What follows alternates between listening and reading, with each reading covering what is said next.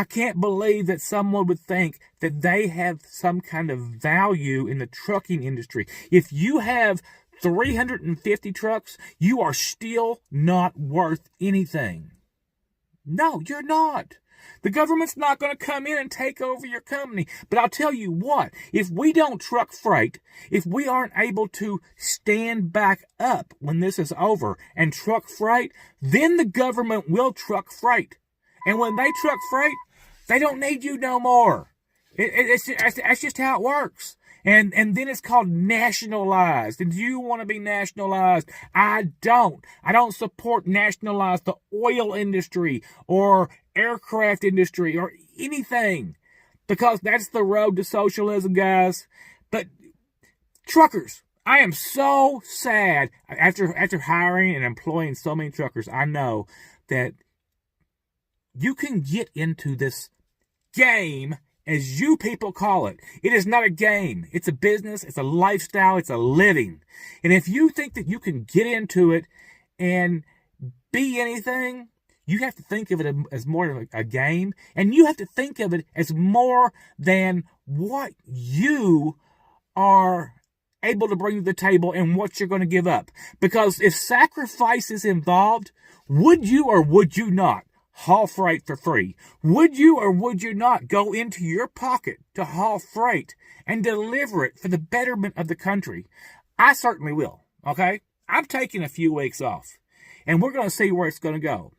And, I've got $40,000 or $50,000 stocked over here, right? And that don't count no tangible assets. That's just cash, okay?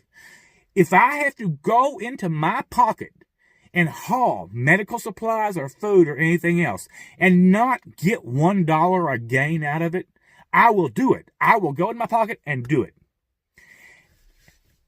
And as an American, no, as a person from any country, if you cannot do that in your country, then you're slag on the... Your country needs you, and you do not step forward at your own volition, at your own dime, then you are the scum of the earth. Just totally the scum of the earth.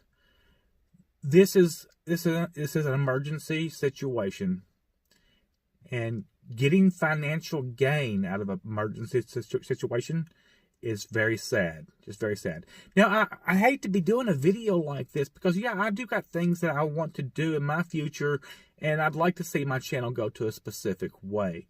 But if I can reach 5 people, just 5 people who go, you know what, TRC is right, then that's all that matters. It doesn't matter where the channel goes, doesn't matter where anything goes. Because right is right and wrong is wrong. You are a soldier on the front line of life. You give up your life. You don't sit around going, oh, I'm scared, okay, or whatever, right? Yes, you're scared for your family. I can understand that. I can. But pre-planning for your family should have started at day one. If you're not... I hate to say this. I've got to say it, right? Truck drivers are the dumbest sons of bitches anywhere. I mean, anyone can come up with the money to buy a truck, so they do. Let me give you an example, okay? This really pissed me off. And this guy, I'm sure he's a nice guy, okay? But he doesn't know any better. Truckers know better, okay? He says, I wouldn't bother getting an SBA loan. Once you get it, you are under the control and can come in part of it. Come in part of it? Your company in stocks. OIDA is a big union. This is dirty. All right, let me explain something. The AMA works for big trucking, okay? OIDA is here to help you. They have been here to help you as long as I have been a truck driver. OIDA has been an organization for a good 10 years longer. I support OIDA. I have been a member, excuse me, my whole life. It's kind of like working with the NRA. I don't always like the NRA because I don't believe in any kind of gun registration, but I still support the NRA because it's a matter of politics, and sometimes you have to bend to get. Now, let me explain a little something about this SBA loan. Okay, I don't believe in bailing out anyone. Not any damn one. I believe everyone should sink or swim on their merits. Just like your race or anything else, right? It's all about your merits. All right? But in this situation, I hate to say this, this country could come to a end under this situation if something isn't done. President Trump, who I did not vote for, I didn't vote. This is the first election I did not vote in. But President Trump has done a wonderful thing with this thing, okay? He is trying to help you because when this debacle, when this catastrophe, when this disaster is over, owner-operators, if you don't have $40, $50, $60, $70,000 set aside to survive a problem like this, there will be no owner-operators left. There will be big companies that receive bailouts. Because believe me, those companies have already filled their paperwork out. And if you haven't filled out your SBA paperwork, there's a really good chance, even if you are a lease driver, guys, you still matter. Fill out your SBA paperwork. Because what is going to feed you during this time when all of a sudden,